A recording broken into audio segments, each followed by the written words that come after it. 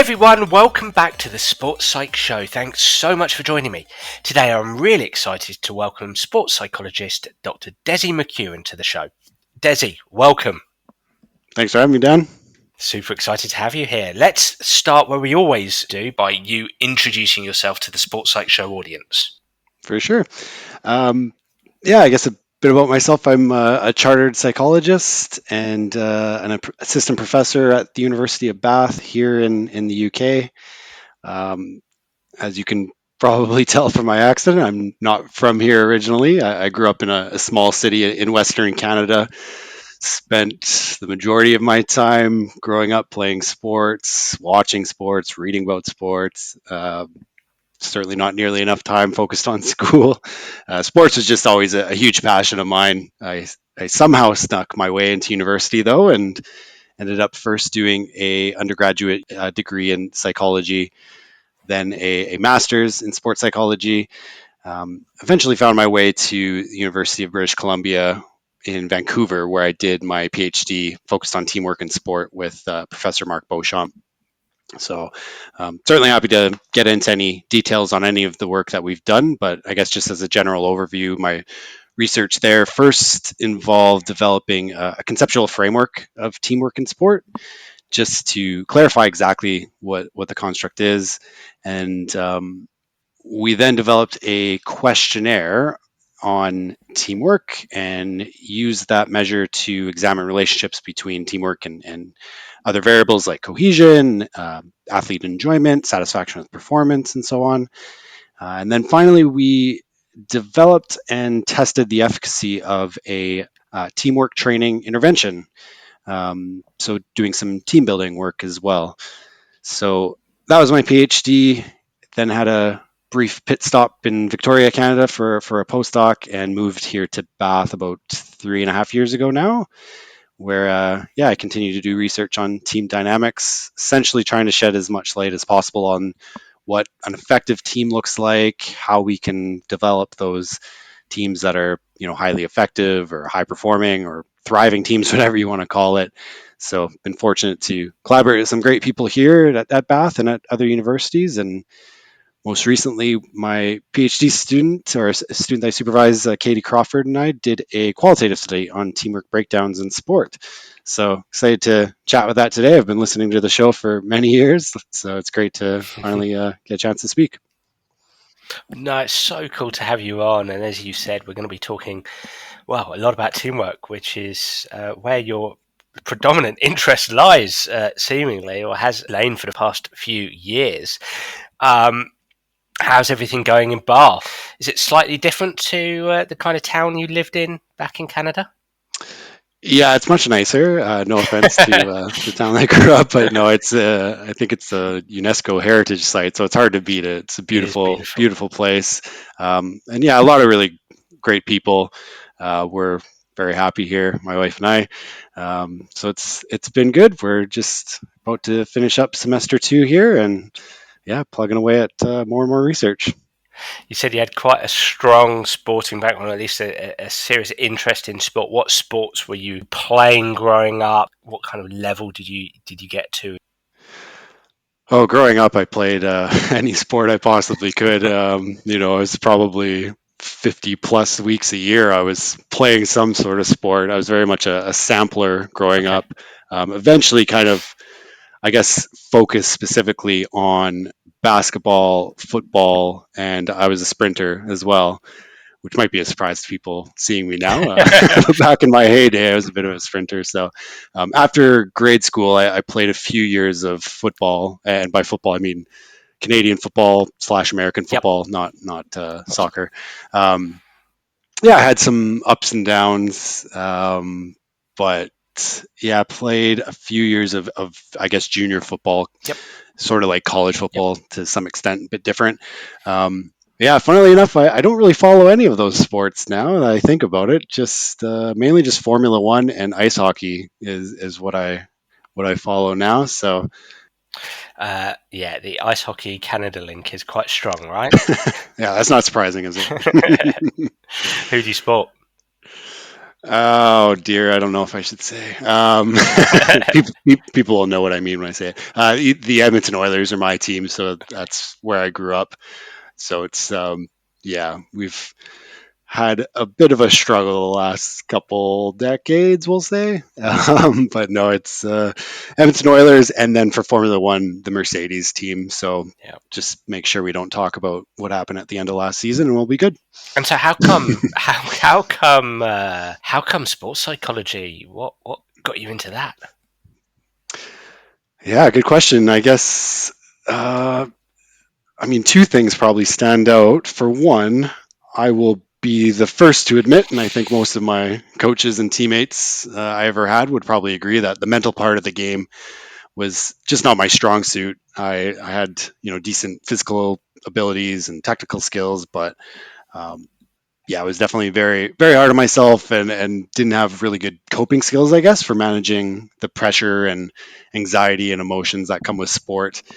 And I think when we as humans kind of have those firsthand experiences, it can kind of stick with us and motivate us to learn more about the subject. So I think the experiences I had in sport, Yeah. those successes and definitely a lot of failures, from a psychological perspective, was certainly a big motivating factor for me. The way I discovered psychology, so that's the sport part. The way I discovered the psychology part. My sister-in-law loves when I tell this story. When I was about 10 or 11 years old, my dad and my oldest brother coached one of my other brothers in surprise, surprise, ice Hmm. hockey. And my now sister-in-law was dating my oldest brother, who was coaching at the time, and she was studying in uni at the time. Hmm. And she would go to the games, but will freely admit she wasn't super interested in actually watching the games. She kind of used it as a chance to do some of her course readings instead. And one of her textbooks was a psychology textbook. And I was immediately interested by it. Go figure, a 10-year-old seeing a psychology textbook and thinking it's interesting. And, Wow. I remember saying to her, like, oh, well, if this is what school is about, I might actually do okay in it. And so that was my first encounter with psychology itself. Eventually, when I was looking at options for university, I learned that you could actually specialize in sports psychology, and straight away, I knew that's exactly what I wanted to do. There was zero hesitation. I'm usually, I take my time with decisions, but that was a light bulb moment for me. I knew, if it takes 10, 12 years of schooling, didn't matter. I just knew I wanted to pursue the dream. And, I think some people thought it was maybe a bit unrealistic, but thankfully I had enough people in my corner and who supported me throughout and helped me get to the point where I actually have made a career out of it. So there we are. Well, we're all grateful that you have made a career out of it because you've done some fantastic research around, well, important areas such as goal setting. Your name has been mentioned a few times on the Sports Psych show around goal setting, but as you talked about in your biography, the predominant volume of your research is in teamwork. And that's what we're here to talk about today. Specifically, your most recent paper with Kaitlin Crawford. Why does teamwork execution break down? Experiences of university team sport athletes.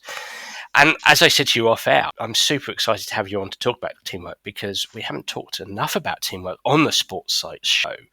So I'm really, really looking forward to unpacking your research here. I think let's begin at the beginning. What is teamwork? I don't know if that's the world's most obvious question or what, but why don't you tell us what is your definition of teamwork? Yeah, not most obvious at all, actually. It was the way this kind of came about. I was reading a book. I was right about to start my PhD with Professor Beauchamp, and I was reading a book on sports psychology, and there was a chapter in there by Todd Lougheed, Luke Martin, and Bert Karen, the late great Bert Karen. Yep. Um, and they wrote a book chapter on teamwork. And at first, it was a bit confusing. Like, okay, well, isn't this just team cohesion, like task cohesion, for example? Hmm. But the more I dug into it, their their basic thesis was that had not been clarity on what exactly teamwork is. Okay. Um, there definitely was not a measure and there was not evidence. We might assume, like, yeah, you have to work well together. Um, but what exactly does that mean? And where's the evidence that's actually suggesting that it's important? And I was immediately drawn to that. And it was kind of my second light bulb moment, I guess, where I knew that that's what I wanted to study. So what we did was start with a theoretical and integrative review where we looked at all the research that had been done on teamwork in Hmm. all sorts of different settings because there had been lots of work in business and healthcare, military settings, and so on.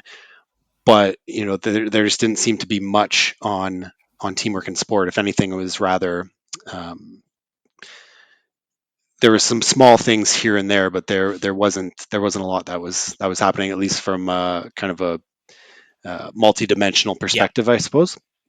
So I guess if we go back to that conceptual model and kind Hmm. of how we looked at teamwork, we talk about teamwork execution, and that's what we talk about in the current study. And that these are sort of the behaviors between teammates during gameplay, and a key word there is behaviors. So, how well do teammates communicate with one another? How well do they coordinate with each other? Are they, in sync? Are they in the right place at the right time? And do they cooperate with each other? So, kind of these three C's of teamwork, if you will. They're kind of the centerpiece. So, um, that's kind of the main centerpiece of teamwork. But one of the main points in our framework is that to really maximize teamwork execution, teammates need to also work effectively together during what we'd call transition episodes. And that's basically any other time when we're not playing together, but we are still together, such as in training or in our pregame preparations or during breaks in competition, such as, say, halftime, for example. And then even following competition when we're reflecting on how we played and trying to make improvements. So I like to I like to kind of think of it as like there's this cycle of effective teamwork. We prepare for competition, we execute, we reflect on our performance, Hmm. and then we make adjustments going forward. And then prepare again, execute, reflect, adjust, prepare, execute, reflect, adjust over and over again. Um, and as you can imagine, yeah, if your team doesn't prepare and reflect and adjust very effectively, well, it's probably not going to execute all that well. So yeah, sort of a quick summary of teamwork, and I think that again the key word being behaviors, because one of the things we'll talk about today, I guess, when we go through some of the themes in this study is how it differs from, say, emergent states, like, say, team cohesion, as I mentioned earlier. So teamwork consists of a bunch of behaviours. What are those three C's again that you mentioned? So those are communication, coordination, and cooperation. So how well do teammates communicate? Is the communication clear? Yep. Is it effective? The right amount? Not the over communication, not too little communication, obviously.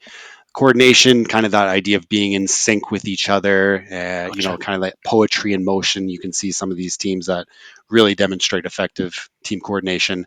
And then cooperation being, do teammates actually support each other on the court or on the field, on the pitch? Do they work together as one, so to speak? Do they help each other out? So those would be the three C's. Okay, so I'm loving this because I'm building a good picture here. So I'm thinking of teamwork being a set of behaviours revolving around communication, coordination, and cooperation. So I'm a coach listening in. I'm thinking about my team. I'm thinking about whether they're engaging in effective teamwork. So I might start thinking about the behaviours that I'm engaging in as a coach, and I'm having others engage in. I might think about communication, coordination, and cooperation at certain points of time. And that's where the preparation, the execution, the reflection, and the adjustment come in. Am I kind of picturing your model here correctly? Yeah, I think there's sort of four phases, I guess, and I guess with teamwork execution and those three C's, that's where we would say it's during gameplay itself, and then Gotcha. yeah, the preparation stage being things like, okay, are we setting goals? Are we setting clear action plans together? Everyone kind of getting in the same shared mental model sort of thing, as far as how we're going to go about communicating, coordinating, and how we'll, kind of our strategies, that sort of thing. And then, as I said, that we have the execution phase, and then the third phase would be that um, monitoring phase where we kind of look back at how we performed. So, like I said, it could be during a break in action during a competition where you look, okay, at gameplay, how well did we execute, or it could be, say, following a competition itself, looking back at the entire game and how well did we play, what were some reasons for why we played the way we did.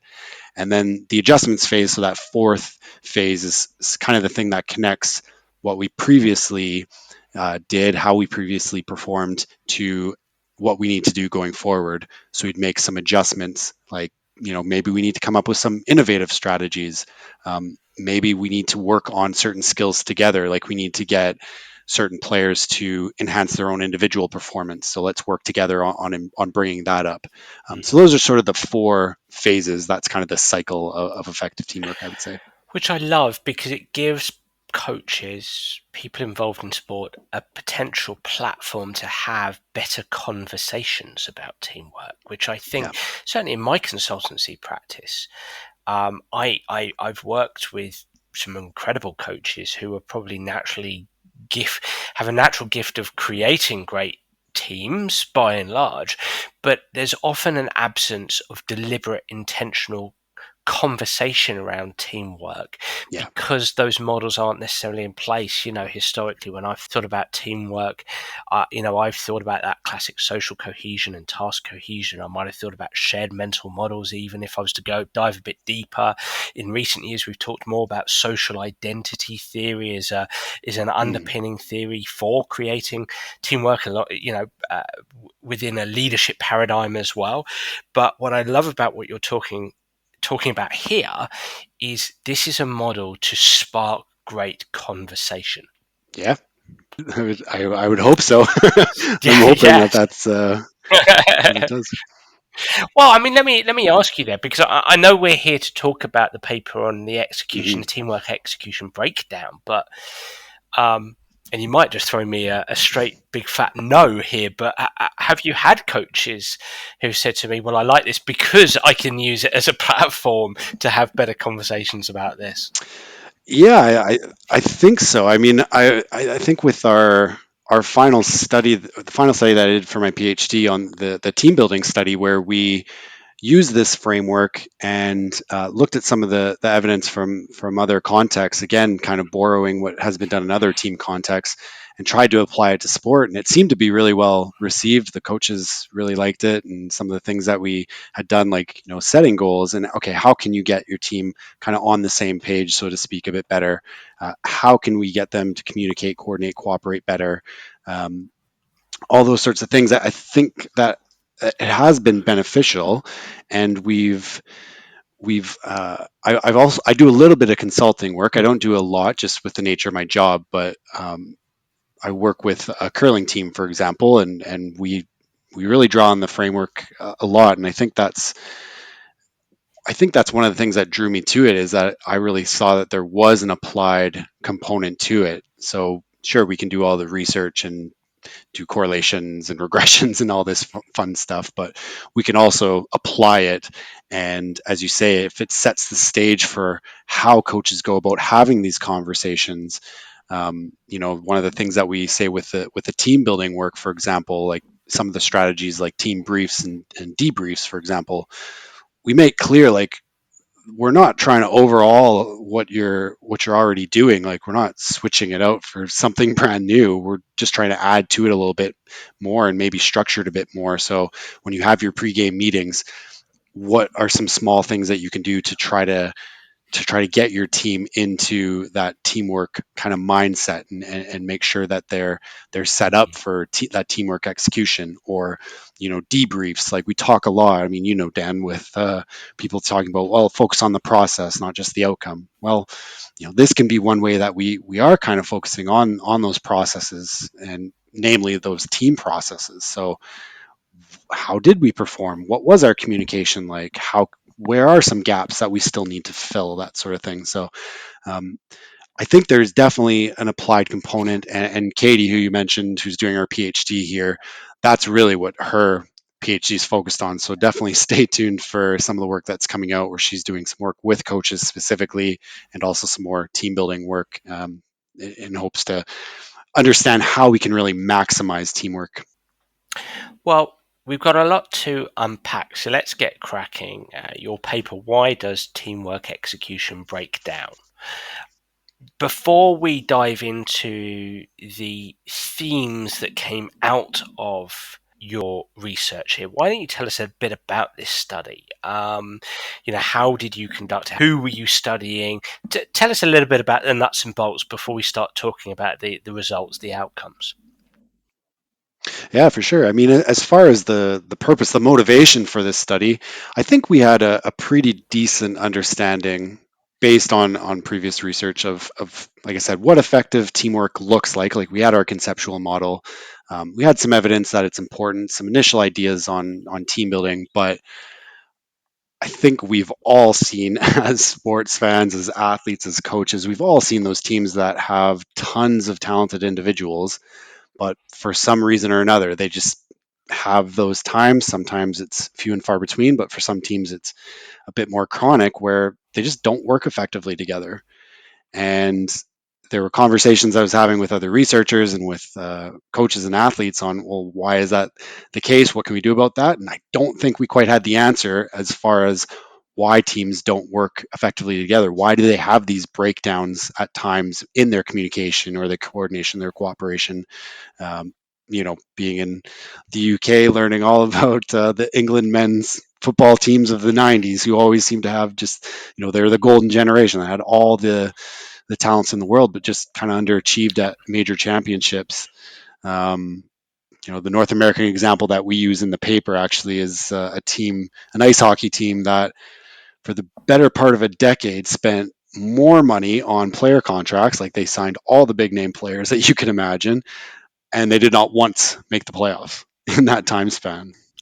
And we've got, sorry, Desi, to interrupt, we've got a perfect example in European soccer at the moment with Yeah. PSG, Paris Saint-Germain. Yeah, you can always.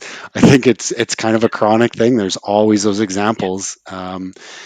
So I think the question was, well, why does that happen, or Mm. how does that happen? Um, I don't think we had a clear answer, at least not within sport. So we just wanted to take a first step, I guess, in understanding these teamwork breakdowns. What precedes the breakdown? How do other variables lead to the breakdown? So to do that, we interviewed 18 team sport athletes. They were from rugby, football, field hockey, and netball. And we asked them to basically just take us through their experiences where their team didn't coordinate, cooperate, or communicate effectively. Um, I mean, yeah, as you can imagine, there was a lot that was brought up. It seems to be rather complex, but we tried to kind of organize those reasons that athletes gave into these four overarching themes, or these groups of themes, I guess, if you want to think of it that way, that I think give us an initial sense of what might be causing these teamwork breakdowns in sport. So um, they were just quickly, they were the other teamwork behaviors. So some of the things I had mentioned previously when describing what teamwork is, emergent states, inputs, and outcomes. And so, yeah, the hope is that this first step and future research will help us understand, okay, well, how can we prevent, or if they do happen, how can we manage the negative effects of those teamwork breakdowns? So we've got four overarching themes: Yeah, teamwork, inputs, emergent states, and outcomes. We're correct. going to unpack those because there's 7 themes underneath these 4 themes and then 16 sub themes. Yeah. So it's going to be quite thematic for Mhm. the next half an hour or so, but I'm just so intrigued to unpack this. Should we begin at the beginning and talk about the teamwork theme? So this is basically, you've interviewed these athletes from differing sports, football, field hockey, and they've detailed in these interviews, well, look, this is what we experienced. This is where it went wrong. This for us, this for me is where things unraveled. Am I hearing you Yeah. correctly there? That's how this research piece went. Yeah. So, overarching theme number one, teamwork, which is split into two: preparation and engagement in the transition during the game. Can you talk to us a little bit about how preparation perhaps impacted, negatively impacted, I should say, teamwork? Yeah, so much like it sounds, I guess the preparation stage is really focused on how teams prepared for the match, and in particular, what they did during practices was one of the main things, or Mm, training, as well as what they did during their pregame preparations. So game day itself, what happened during those pregame preparations. So first, with training, athletes talked about how their team did a lot of drills. They practiced their technical skills, which obviously you need to do. So, for example, in basketball, like working on our shooting or our dribbling. Um, in volleyball, working on our setting, working on our serves, mm, whatever it might be. Uh, and all that is great. We need to do that. But they noted that their team did not spend nearly enough time actually practicing teamwork, those teamwork behaviors. Even something like, say, a throw in play in basketball, uh, the team would work on running the play, which is great. But one athlete I remember had a really great quote where he said, like, everything was so mm, scripted, like in our practices, like games are very fluid and open, and everything we did in practice was so scripted. So, we do the throw and play and we got good at that, but what happens after that? mm, And I think that was a good way to put it. And, it's kind of a silly analogy, but I like to think of competition as, it's not like a scripted movie or a sitcom. It's more like improv, right? Like you have to be able to react. You have to get used to working together when things are a bit chaotic, like a game is.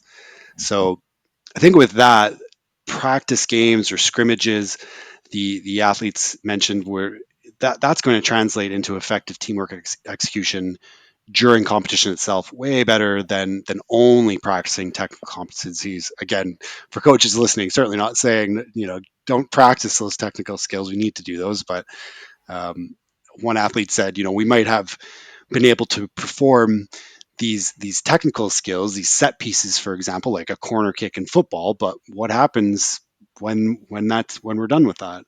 So mm.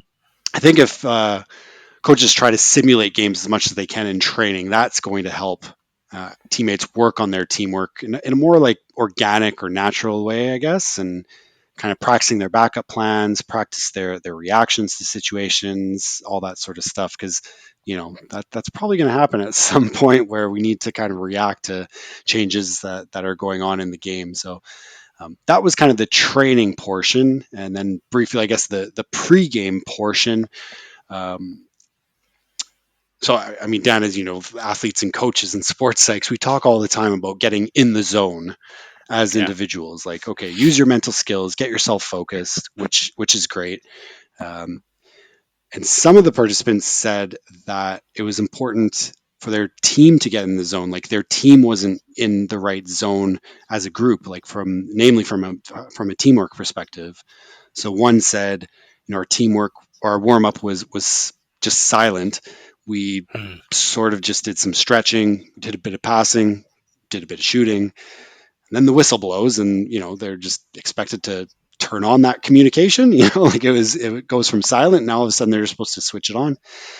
So a few had said, if we'd actually warmed up that communication, that coordination, and cooperation, practice our strategies, practice our backup plans, and so on, we wouldn't have been so far behind the eight ball. So I think that's a good point. It's not just about training, but it's about the actual game day preparation, the warm up stage. Don't wait till the whistle blows. Um, if you actually practice these things in warm up as well, you might be less likely to get those teamwork breakdowns. So that was the preparation component of that theme. I think it's fascinating, and as you were speaking there, um, I wrote down a few things. Representative learning environment and the importance of that. I mean, going back to a podcast we released with football coach Ross Ensor. We were talking there about game sense approach to training, and the importance of having a representative learning environment. So basically, the design of the activity introduces the player to the demands of the game, the emotional side of the game that they're going to experience on the field, Yeah. on the pitch, or on the court, or on the ice, if you like. And so it was making me think of the importance of, when we're preparing to play, having some form of representative learning environment is quite important to lead on to, or to give players their best chance to high perform under pressure. Just quoting a passage here from your research, the what ifs. What happens if we go down? What happens if we get a man sent off? What happens if communication isn't there? So contingency plans are really, really important. It just shows how all of these many things that we speak about on the Sports Psych show every week lead or influence teamwork, as well as individual performance, but teamwork as well. Yeah.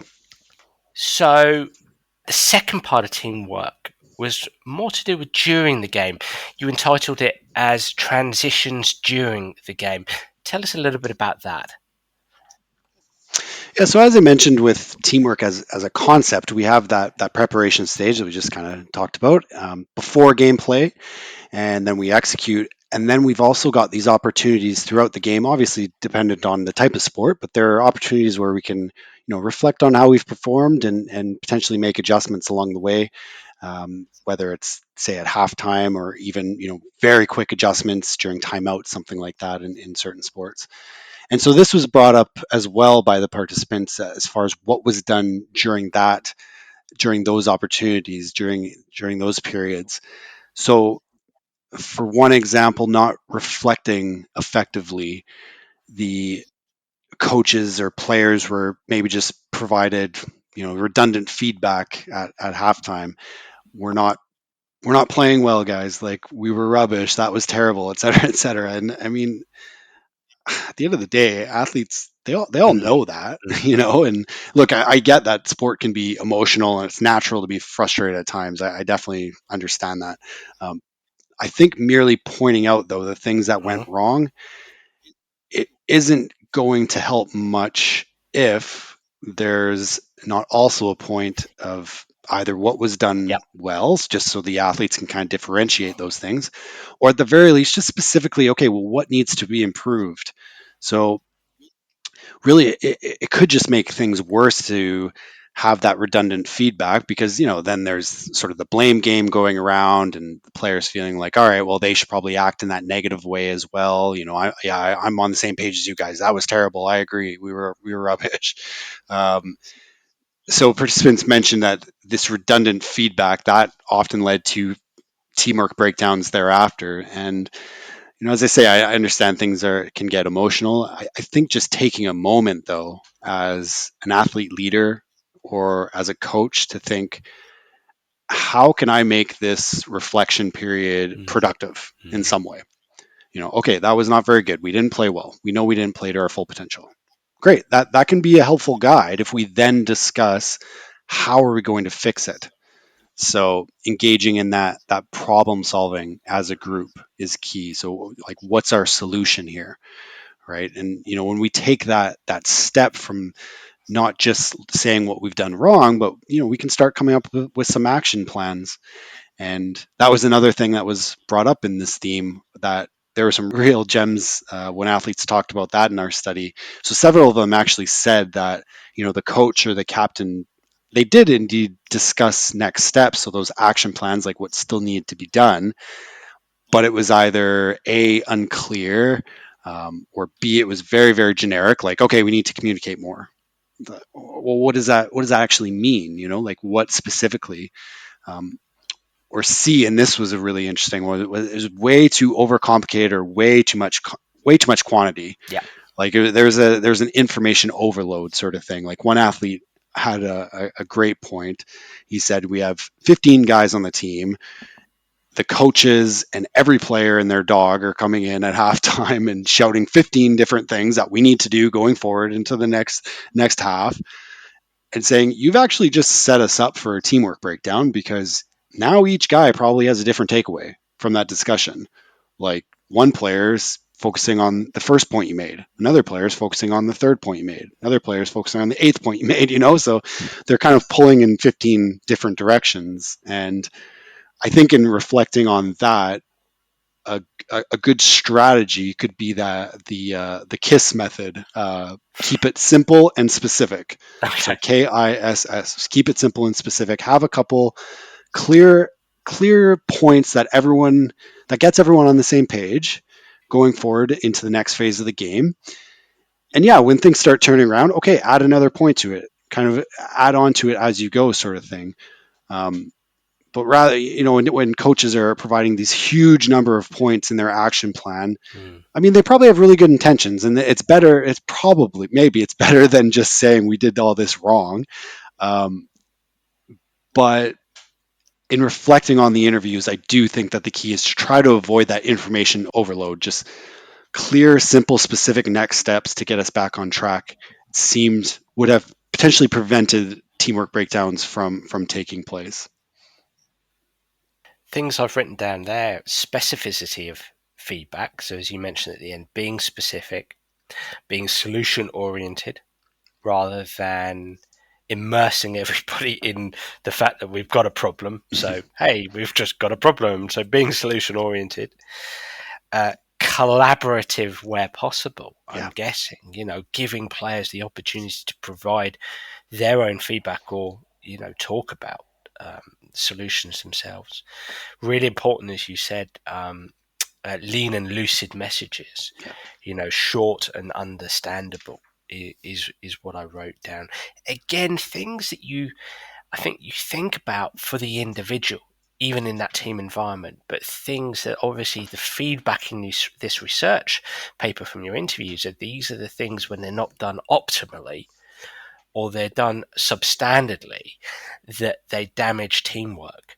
There was one other, just briefly, there was one other part to this, one other small theme, which was conflict management. Yeah. Obviously, at half time, for instance, if there's conflict, I'm guessing that does negatively impact the capacity to team. Yeah, that was another one that was brought up, which, I mean, it's probably not too surprising that if you have conflict and you let it fester, well, it's probably not going to end up all that No. good. I think again, our key thing was understanding, okay, well, why? Why does conflict and failing to manage the conflict, why does that translate into teamwork breakdowns? Um, so one of the players saying, we didn't address the issue. He, to his credit, kind of took the blame for it and said, it was on me. I was in a conflict with another player, and Mm. we didn't kind of put it to bed before the second half. And then as a result of that, kind of made us more reluctant to talk to each other. And so that's an interesting one, because sometimes, if depending on the conflict, sometimes it can take some time and a lot of discussion to kind of work through it. Uh, a couple things that stand out, though: if we have proactive conflict management strategies, there's lots of Mm. research on that saying, okay, if conflict comes up, and I mean, you bring a group of individuals together, you're likely to have some conflict at some point, right?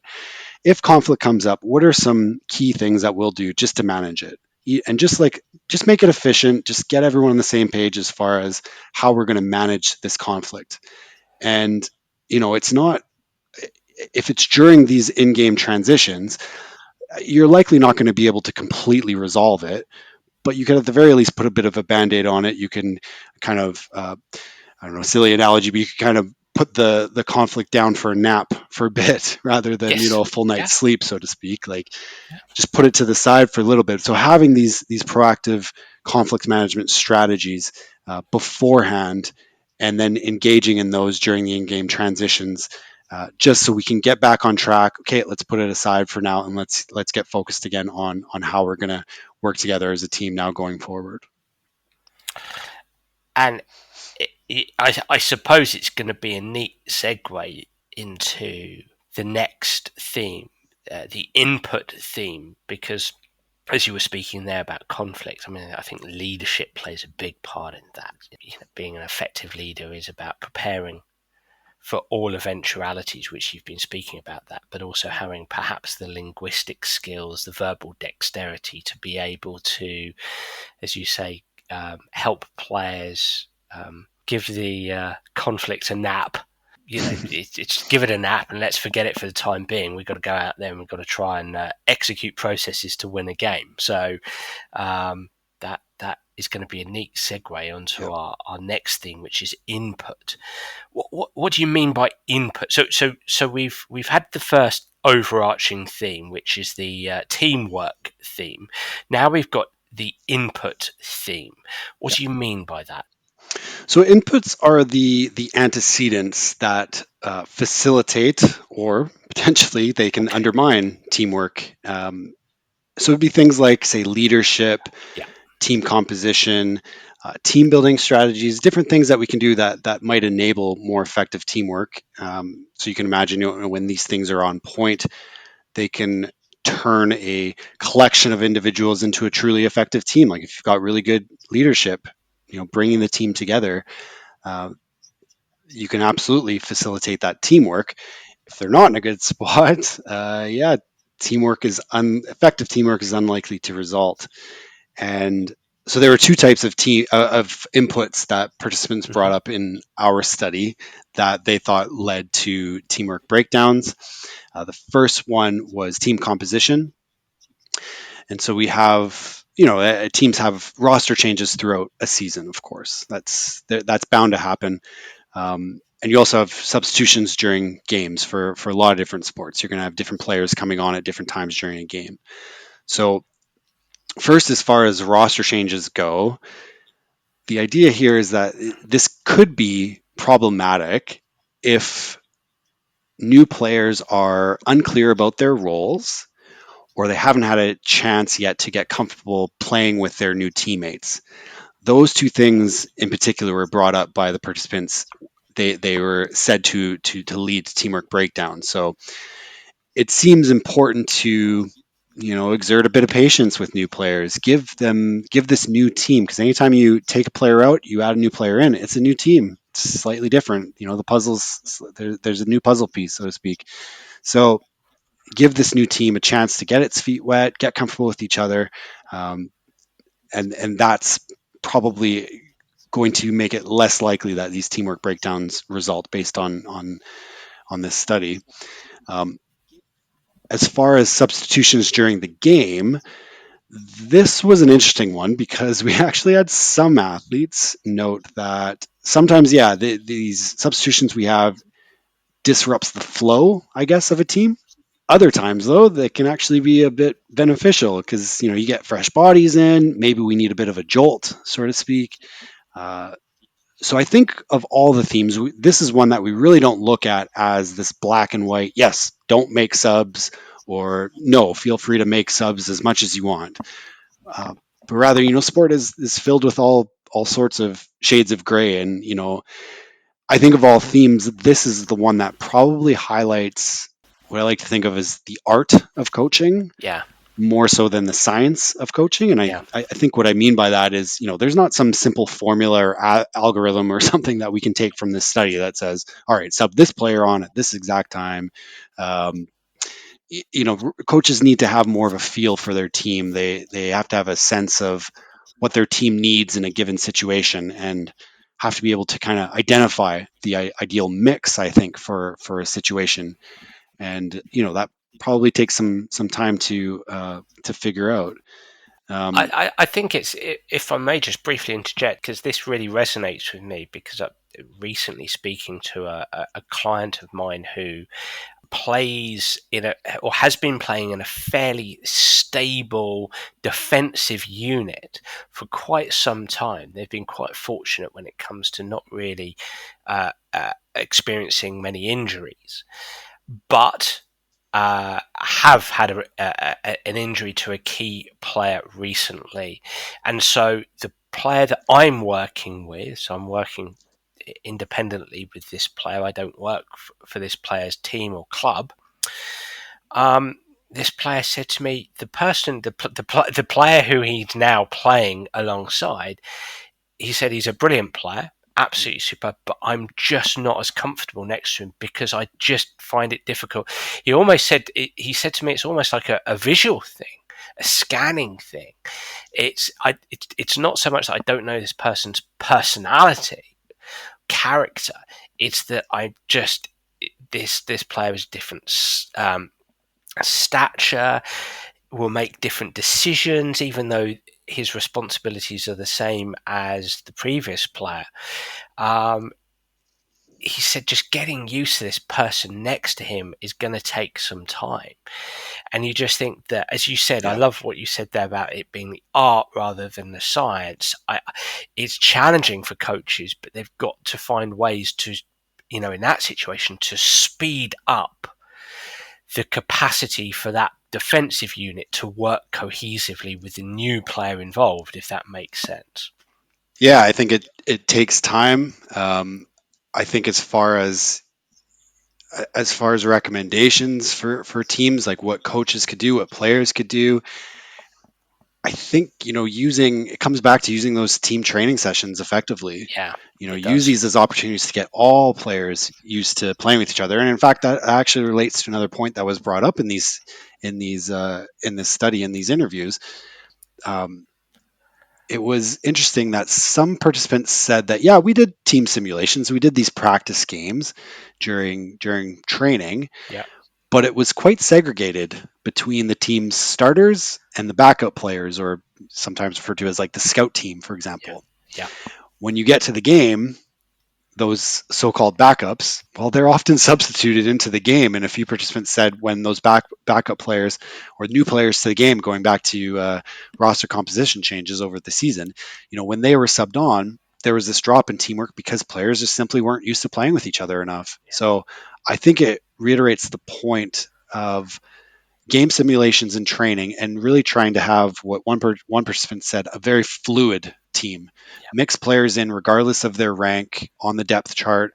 So really, no matter what happens, a player goes down to injury, isn't playing all that well on that day, whatever it might be, you need an offensive jolt, you need a defensive sort of lockdown. Whoever is subbed in, the team play is maintained.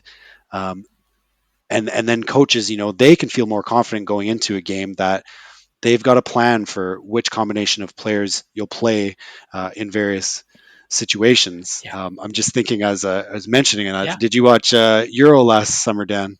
Yes, yep, Yeah, so I mean, I didn't miss a second of any of the England games, the pre yep, games, the post game analysis, all this stuff, and I'm sure you saw that. Yeah, as fans are quite vocal on social media for what they think a team needs to do. Somehow they're apparently more knowledgeable than the coaches, right? yes, um, One of the common things, I don't know if you saw it, one of the common things that I saw when Gareth Southgate would announce the team were these fans saying, "Why isn't Jack Grealish starting? He should be in the starting lineup." Blah blah blah. And now I don't pretend to know what Gareth Southgate was saying. I'm guessing he'll one day be Sir Gareth Southgate, what he was thinking. But if I were to guess, I suspect he and his staff had a plan for each game. Go figure. They had a plan going in. If we're up by one, just need to lock things down. Let's go with these players, these more defensive minded players. If we're lacking energy, we're lacking flow. Let's put this guy in, and I bet Jack Grealish was one of those guys that was designated as this quote unquote bench player. If the team needs a little jolt of in the arm, a little shot in the arm, let's sub him in. He's a possession machine. He draws more fouls than anyone else in England. He's obviously incredibly offensively gifted.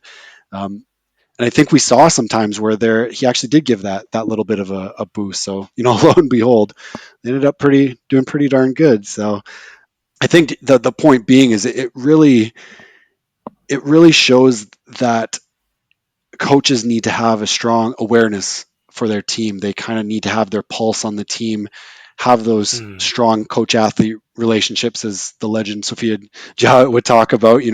Really knowing your players, having those relationships, having strong emotional intelligence, so you can kind of get a feel for what your team needs in certain situations.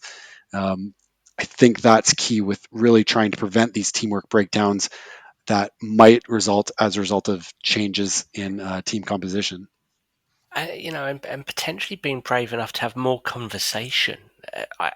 This is a bit of an ongoing bugbear of mine, in as much as I'm going to get as sports people, and having been a professional sportsman myself, we want to just do. Mm, Um, I think a big challenge for coaches is to provide the facility, provide the environment where players, people feel more comfortable to talk more, because there's only so much we can do on the training ground. The practice yeah. area. There's only so much we can do.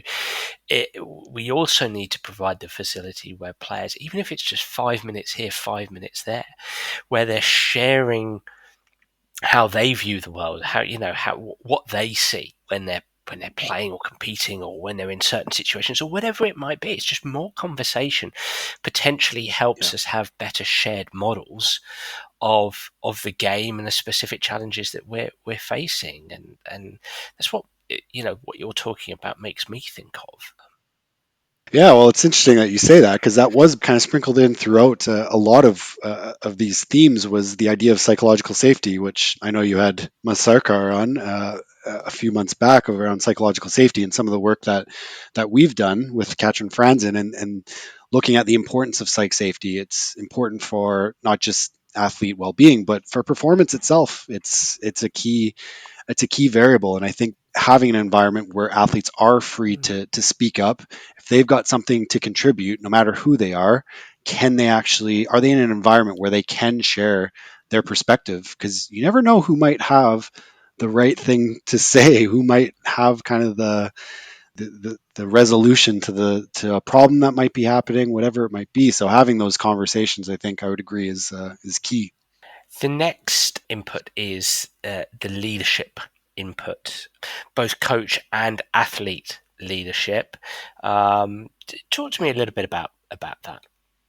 So with leadership, I mean, we've touched on a few things already. I think Yes. some other information that stood out in our interviews with these athletes was how contagious emotions of coaches and athletes can be. That was the thing that really stood out. That contagion. Um, so one of the athletes discussed how their coach, had a massive go at one of the players who wasn't playing well in a game, and maybe that was only meant for that player who needed a bit of a push, but it seemed to have carried over to the rest of the team, and their teamwork went down. And again, just coming back to the idea of like, well, why did it go down though? Like, why would it matter that a coach is having a go at one player? And it seemed that a reason that came up pretty consistently was that it made other players think, okay, well, what happens if I mess up now? How's our coach going to react? And um, one thing that was really interesting was that players ended up being really overcautious in their play. They were constantly worried about making mistakes. They had what we'd call like an avoidance approach in their playing style. So rather than just playing normally Yes. or playing as they naturally would, they were trying to avoid making mistakes. And that can be really risky in sport. If everyone's nervous about making a mistake, well, the focus kind of shifts, doesn't it, to focusing on themselves as an individual, their own individual performance, trying not to mess up, rather than sticking with that team oriented approach. And I think that was a really astute observation by a couple of the athletes that they made. Um, of course, it can go the other way where athlete leaders or coaches can maintain that sense of calm. We had a few athletes mention that where, if say things were getting a bit out of control, there were times where the coach kind of brought things down a little bit, settled us down, and we were able to avoid a teamwork breakdown in these other situations, or they're able to rile us up a bit if we were feeling a bit low. Um, so things are going a bit out of control. That's fine. Like it's natural in sport for that to happen. Okay, let's get focused on X, Y, and Z. It was kind of Mm. a big thing that the athletes brought up, and I think the main point was that leaders, whether it's coaches, whether it's the athlete leaders, and when I say athlete leaders, it's not necessarily the captain; it could be anyone. Um, they really set the tone for the team's emotions, that sort of feeling within the team, the atmosphere. So others will follow the emotions that those leaders are demonstrating. If they're a bit out of control, their emotions, well, yeah, the team is likely to be a bit out of control as well. So, you know, really reiterated the importance of emotion regulation strategies, whether it's as an individual, but also as a team, like settling each other down when need be, helping each other kind of manage the emotions if things are getting a bit out of control. And as I said, I think the leaders really set the tone for that within team sport. Well, you're using the term emotion there, emotion, feeling, states, which leads us on to the third thing, which is entitled emergent states. And under this are themes of cohesion, as in team cohesion, and also team confidence as well. So, Yeah. tell me a little bit about emergent states as our third theme. So emergent states are the so-called byproducts of team experiences. They develop over time. And a key thing here is how it differentiates from teamwork is teamwork really comprises the behaviors between teammates, whereas Okay. emergent states focus more on our thoughts, our feelings about our team, our motivations towards the team, our beliefs in our team, cognitions, all that sort of thing. Uh, and the idea here is that both emergent states and teamwork together really drive team effectiveness. They together translate those inputs that I mentioned earlier into outcomes, um, which we'll talk about obviously as the fourth theme. And as you said, there are two particular emergent states that participants discussed in recounting their experiences, and this was probably the most interesting theme to me because there seemed to be a lot of nuance and some things that went against kind of some past research, which I think is exciting. So first, with team cohesion, that feeling or that sense of unity within the team. Hmm. And as you mentioned earlier, Dan, that can be task focused. Do we feel like we're all on the same page with what our goals are? Are we all happy with our playing style? That sort of thing. Or it can be more socially focused. So do we get along well with each other? Do we get on off the field? Do we like each other as people? That sort of thing. Now, a couple of years ago, I did a quantitative study that suggested if you look at teamwork, there's a stronger relationship with it to task cohesion compared to teamwork and social cohesion. Hmm. So we might think, okay, that must mean that team cohesion is or task cohesion is more strongly related to teamwork breakdowns as well, right? So just focus on task cohesion. Don't worry so much about social cohesion. It doesn't have as strong as a relationship. Um, but that did not seem to be the case in our study, which was exciting to kind of tease apart. So Hmm. of course, we can't make any direct comparisons between findings from a qualitative study and quantitative studies, but we did find it interesting that participants seem to bring up social cohesion much more frequently and in much more detail than they did task cohesion when they discuss these teamwork breakdowns. So yeah, task cohesion itself certainly seems to be somewhat important still. So some athletes said, if we're not on the same page as far as let's have a team first playing style, then we'll probably lead to teamwork breakdowns because we're playing kind of as individuals. But way more often, I think over half the athletes, if I'm not mistaken, they brought up social cohesion as leading to those teamwork breakdowns. Can I? Because I think this really interests me. Because again, as a consultant whose experience tends towards the narrative here being quite strongly oriented towards social cohesion. What do we uh, to make a broad brush statement here? My experience has been that coaches, coaching staff, and teams and clubs tend to have more conversations around let's go rock climbing, let's go canoeing for teamwork than they do let's sit in a room for 15 minutes talking cohesively about our tasks for the game at the weekend.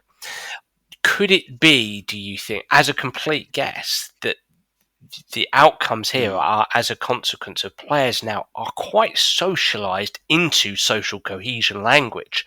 They do expect a lot of social cohesion activities.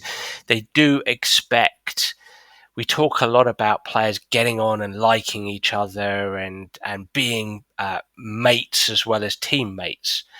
Any thoughts on that? Yeah, I think our sort of reflections, I guess, on this collection of research is that both are important. For one thing, it's there's probably just a nuanced relationship between the two with teamwork. Yep. Um, and yeah, much Yep. like you've Yep. seen, this kept coming up in these interviews. And again, the question Yeah. is, well, why do your relationships off the field, why does that actually translate to teamwork, or in this case, ineffective teamwork on the field? And one participant said, if you've got this poor relationship with someone, they give you feedback or criticism, you really take that negatively. You Because you don't know them well enough to know whether, okay, are they actually trying to help you, or are they just kind of having a go at you because they don't like you? And it kind of creates this cycle of negativity, ineffective teamwork, more negativity, more ineffective teamwork. Whereas if you do have that bond with teammates, Yeah. you're more comfortable taking and providing feedback. You Because you know that they've got your back, and there's this sense that everyone's kind of in it together.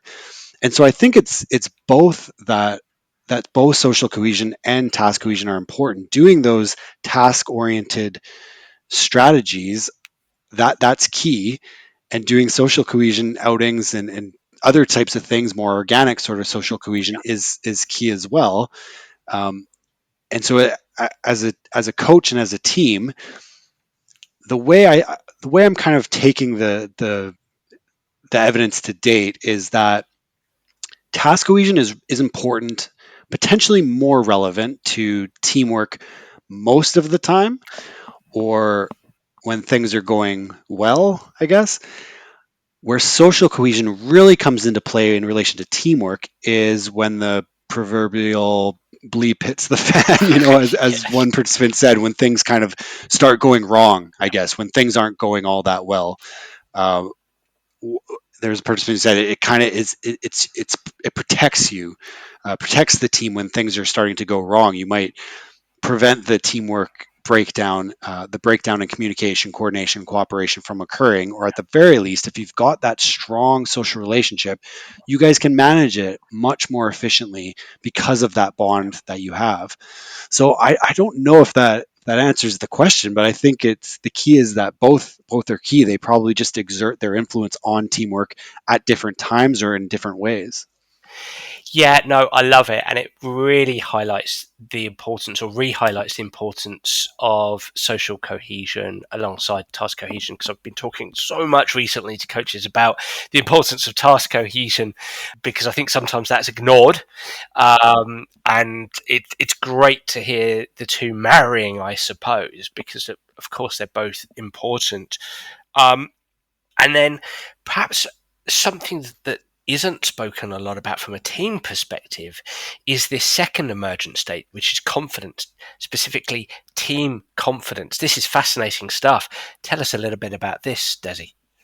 So with team confidence, this would be the confidence that athletes have in each other.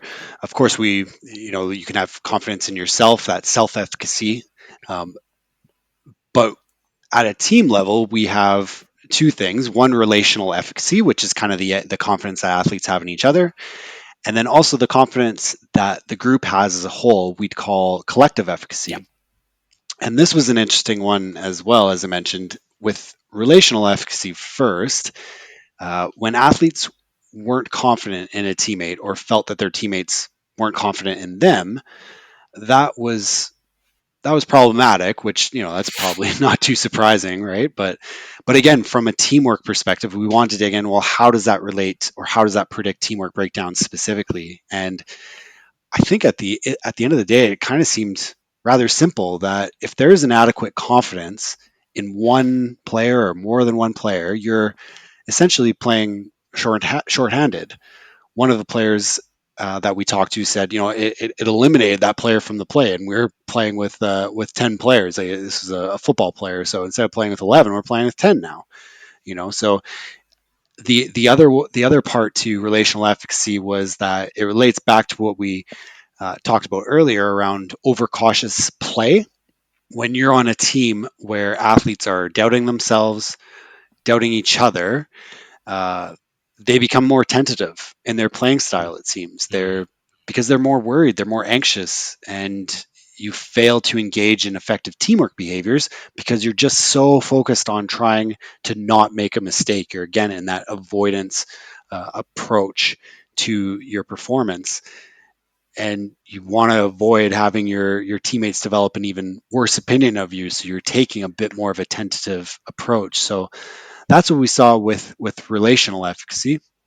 As far as collective efficacy goes, this one was a bit unexpected. Um, if we look at our previous research again in sport and also actually research outside of sport, it suggests that having low levels of confidence in the team as a whole, that's correlated with low levels of teamwork, which probably not too surprising. And again, I think we might predict that the same thing happens here with teamwork breakdowns. And yeah, a couple participants actually did allude to this to some way, in a general way. Anyways, they said, if you're not in a good mindset, you don't believe in the team, yeah, you're probably not going to perform all that well. But it was not brought up nearly as frequently as overconfidence was brought up. So when we think of collective efficacy, a sense of arrogance, so being too confident, was brought up way more often and in much more details in terms of leading to teamwork breakdowns. And Mm. again, why is this detrimental?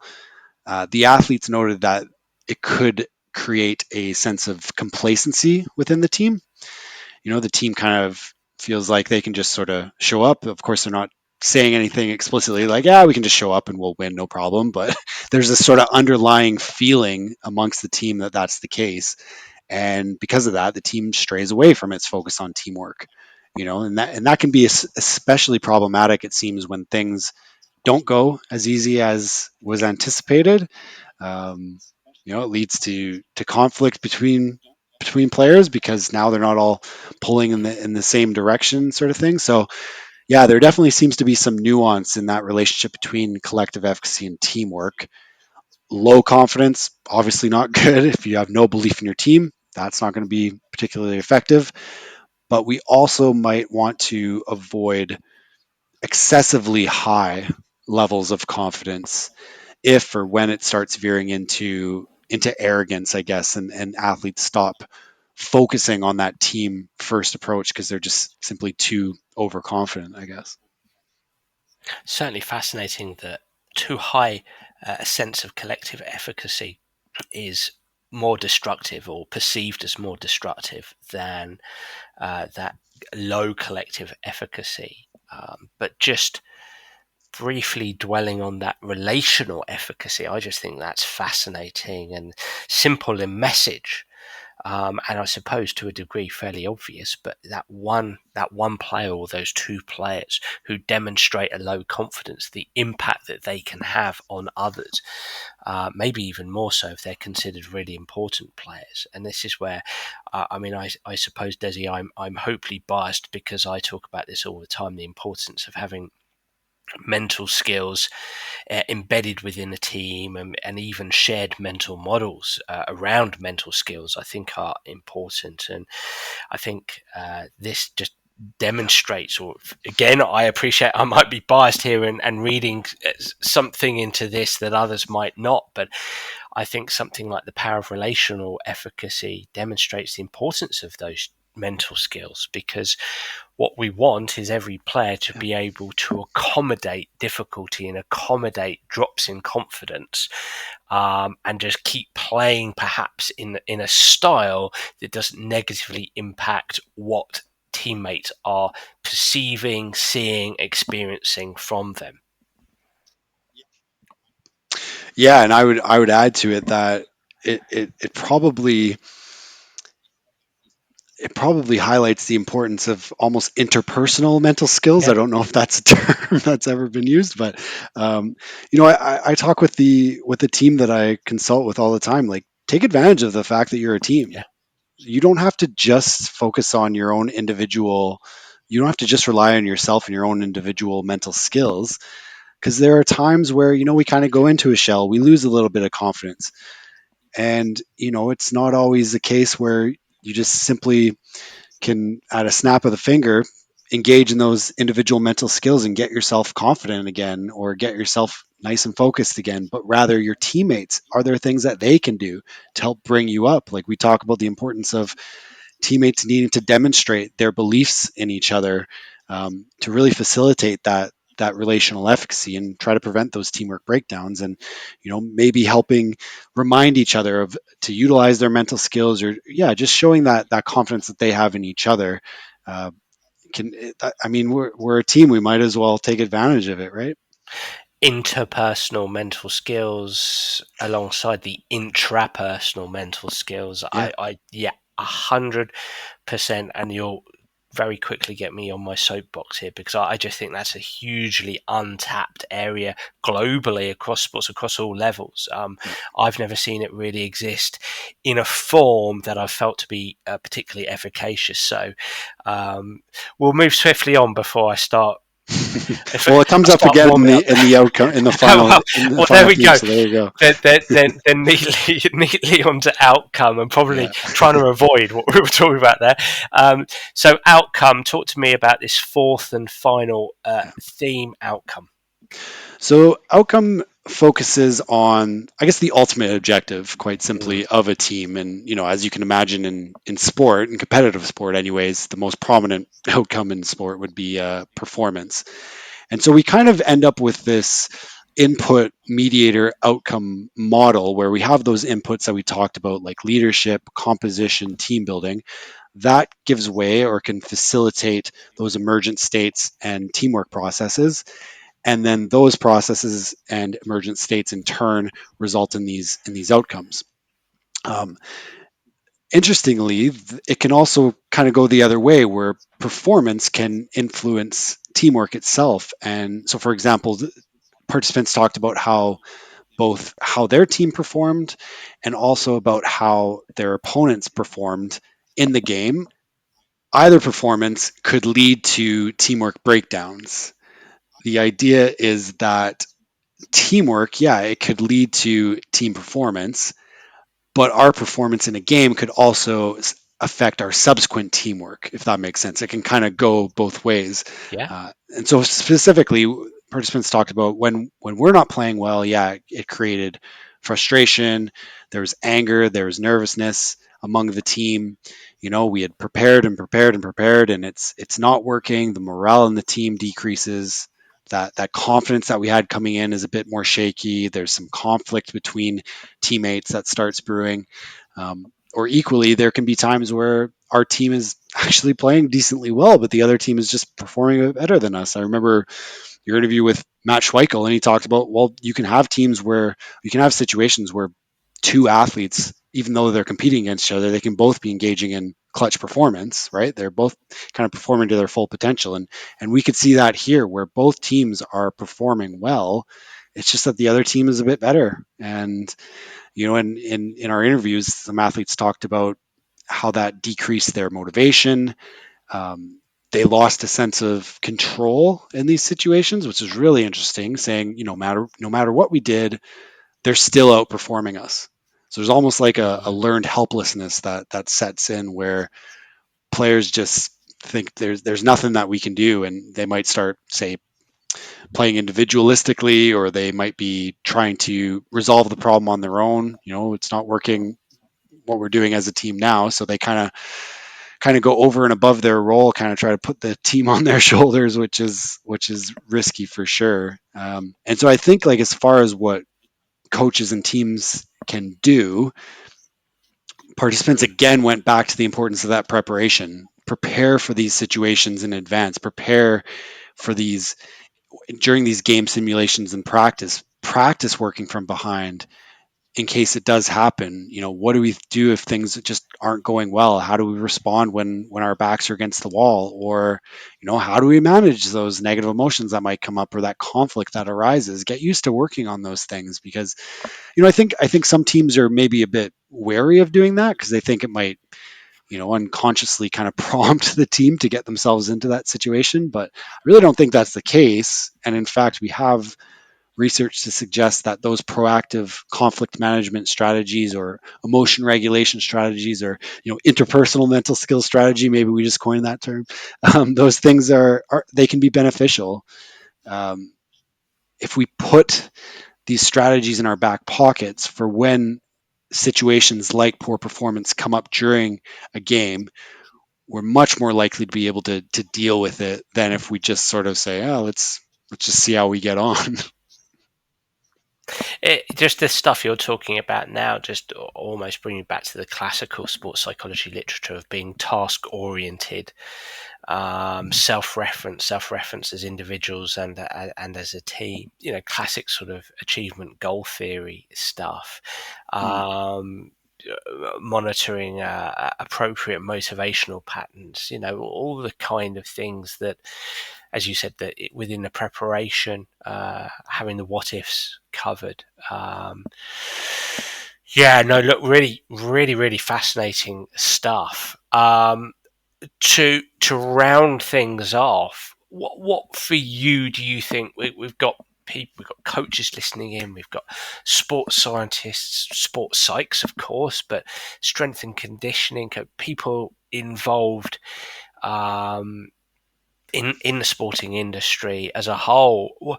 What are the major messages here, do you think? What are the key takeaways? There's lots of themes here, but what would you like coaches and others to take away from this piece of research?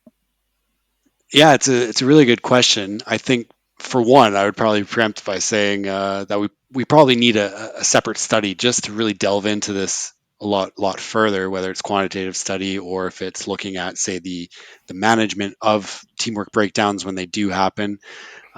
Some key things that stand out to me, certainly things like what coaches could do during these in-game transitions. That KISS acronym, keep it simple and specific, I think is a key one. Try to avoid being overly complex or extensive. Even though you're really well meaning, we want to try to avoid any sort of information overload Mm-hmm. with the athletes. Um, Secondly, certainly the thinking of teamwork, I think, as this sort of ongoing cycle, and really remembering that if you want to maximize teamwork execution, that coordination, that cooperation, and that communication, and you want to avoid those breakdowns in teamwork, the preparation stage is key. We want to make sure that we're using training sessions effectively. Try to mix in all the players as much as possible. Try to practice those teamwork breakdowns as much as we can. And then post execution stage, going through that problem solving approach. So not just looking at, okay, this is how we performed. What do we need to do going forward? How can we get a little bit better? Um, how do we resolve any conflict management? Certainly developing the cohesion within a team is important. We see this all the time in sports like that. That there's a lot of complexity to these phenomena. So it's not just about targeting teamwork itself, but we can target some other things. Like we said, we both talked about with Mm-hmm. cohesion. So targeting both the task cohesion, getting your players on the same page, um, getting them on the same page as far as the goals and the approaches, the task approaches, but also that social cohesion seems to be really key, in particular with teamwork breakdowns, trying to avoid those breakdowns by fostering that social cohesion is key. And I think, just as a final one, really remembering how much influence that you can have, that contagion that we can see as far as the emotions within a team. These things don't happen in a vacuum. If leaders, if prominent individuals on a team, if they are overly emotional in a positive or a negative direction, it's likely going to generalize to the rest of the team and it could impact the rest of the team. So I think, as I say, there's lots of work that still needs to be done. Those are probably the major takeaways that I have at this point based on this collection of research we have to date. Brilliant. I think it's absolutely fascinating, and I think it's easy to take for granted the detail here. I think research like this provides us with an opportunity to, as I said at the very beginning, have better conversations. Use it as a platform to have more informed, better conversations, and cover all bases. Really, really dig in on the detail around teamwork. I think that's absolutely crucial. Can I ask you, Dan, with your consultancy experience, Mm. is there something that really stands out to you in these teamwork breakdowns that you've witnessed? Like anything in particular that resonates, or something else that maybe we didn't touch on, or ways that I guess coaches what they could do? For me, I mean, on the one hand, you could read the research paper and go, well, yeah, I mean, this is the stuff that we can guess by and large, or we know that this stuff is going to be important. Um, but I think for me, the overarching thing, there's one or two things in here you go, oh, wow, really interesting. Amazing. It's all very interesting, but there's several things where you go, oh, I wouldn't have thought of that, or I didn't necessarily see it like that. I think for me, it's about sense making around Mm, teamwork. And I think that, again, like a lot of the biopsychosocial component factors, skills, um, we need to continue to help coaches and others make sense and to sense give. For me, I see myself taking this paper and putting it in front of coaches and going, let's have a great conversation around these things. What really resonates with you?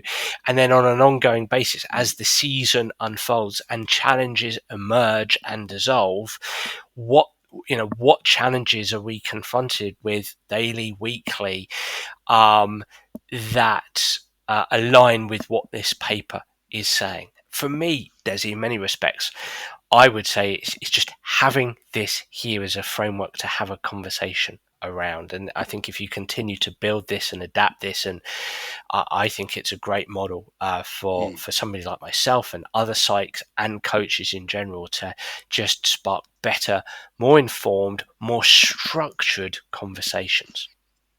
Oh, thanks. I certainly appreciate that. I always find that knowledge exchange between researchers and practitioners to be really valuable. It doesn't seem to happen nearly enough, so it's very interesting to get your thoughts on it. And yeah, I'm glad that it seems to resonate that it could be applicable to the real world. It's how are we developing a team, Yeah, and what might be impacting our teamwork right now.